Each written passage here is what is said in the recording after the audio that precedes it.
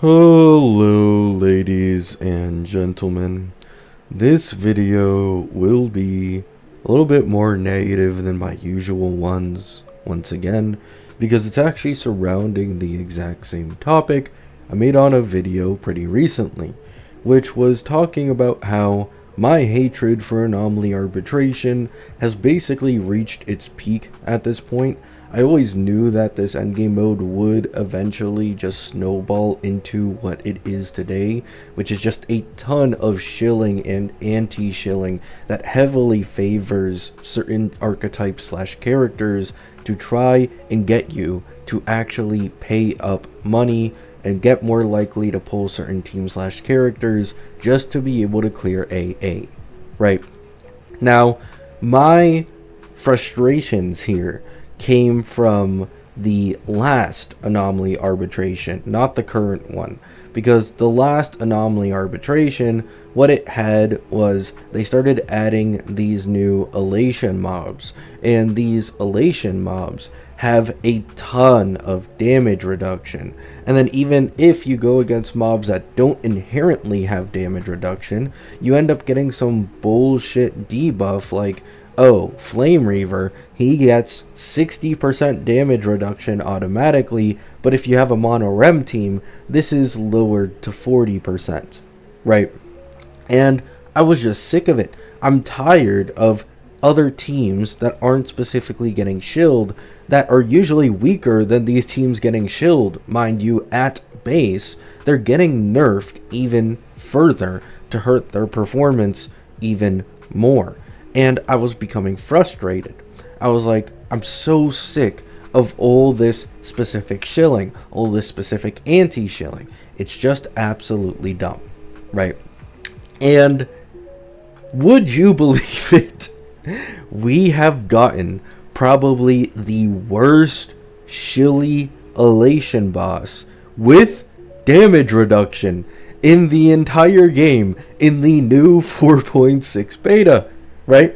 So, for those not aware, in the 4.6 beta, there is a new AA King elation boss.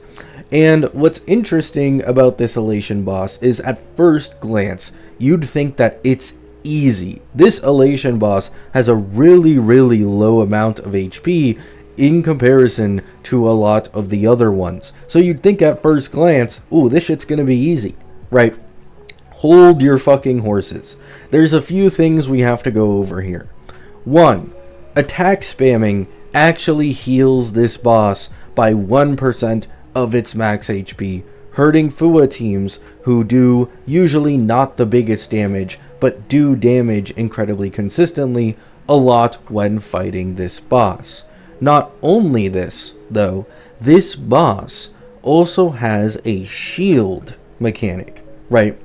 You might think, oh, Gabby, is it like Gepard's? You just have to do a certain amount of damage, then it breaks and you're able to kill him.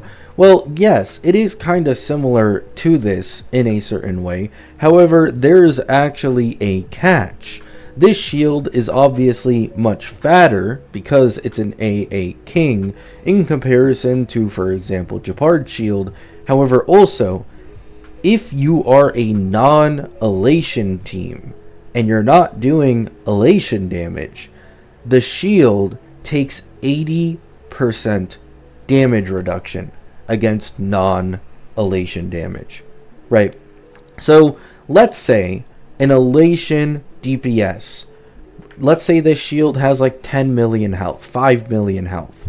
So if an elation DPS does 10 million damage, this means the shield breaks and you finally get all the damage off on the boss. But if you are a non-elation character, your damage against this shield is being reduced by 80%. What this means is, instead of 10 million damage to break the shield, you'd have to do about 50 million damage in order to break the shield. And so, I don't think I need to explain why it is that this is just utter bullshit. This is definitely probably the worst boss we've gotten so far, and my goodness, is it a bad sign for things to come for HSR when it comes to its hardest endgame, right? However, if you thought it stopped there, no, it didn't. You know about those new corruption levels that we're getting because of the Aeon of Veracity awaking and inflicting certain people just instinctually, right? We had corruption level 1. In the current Knights and the current AA, there's corruption level 2. Well, would you know it? In the next AA, 2 of the Knights are at corruption level 3, allowing them to completely revive themselves even after you kill them, and being even more difficult to deal with than the current corruption level 2 Knights. However, that's not all. There's always more, right? There's always more. 2 of the Knights are also elation bosses, which means, considering for right now, most people can only run 1 elation team max, since there isn't enough supports to really run 2 of them. You are going to have a very annoying time on a non-elation team against a specifically elation boss, absolutely no matter what, even if you own an elation team, right? And then, if you don't own any elation teams, you're going to have to use 2 of your teams against shield elation bosses. So, AA is a shit show. I would like to, re-clarify. I'm not really talking about MOC as much here. MLC has definitely gotten also HP inflation and stuff over time. However, I still stand by this because of the golden tokens, because of the free characters, and because of the upcoming paid buffs, with one being selectable free. It is very likely that most people can actually breeze through MLC in this game without much issue, and you don't have to constantly optimally pull in order to clear MOC, APOC, and Pure Fiction. You can definitely do non-optimal pulls, pull characters you simply like, so long as every once in a while you do focus up on increasing your team's power level, right? I have no issues with MOC. I think MOC is in a pretty decently healthy state, at least for HSR standards. However, AA has just become a disgrace in my eyes. Of course, I knew since the beginning, once again, these debuffs were going to be the issue. It was going to be an incredibly shilly type of endgame content, mainly to get people to put way more investment into their characters.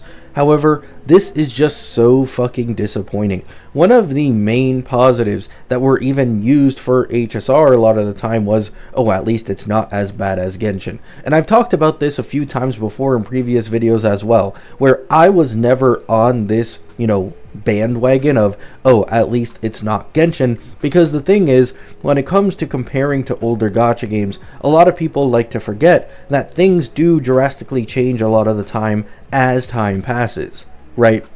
This is why I've always held the opinion that judging a game's healthy meta in its first year of release, like a lot of people did with WoWa, like a lot of people did with ZZZ, like a lot of people did with HSR, it's all stupid, because they're just trying to get some archetypes and characters down, and there's no point in even power creeping yet at that stage of the game. It's usually in later years where they start to do different things and introduce power creep in order to incentivize players who can already clear well into being FOMO'd, into being able to clear even better with those new characters.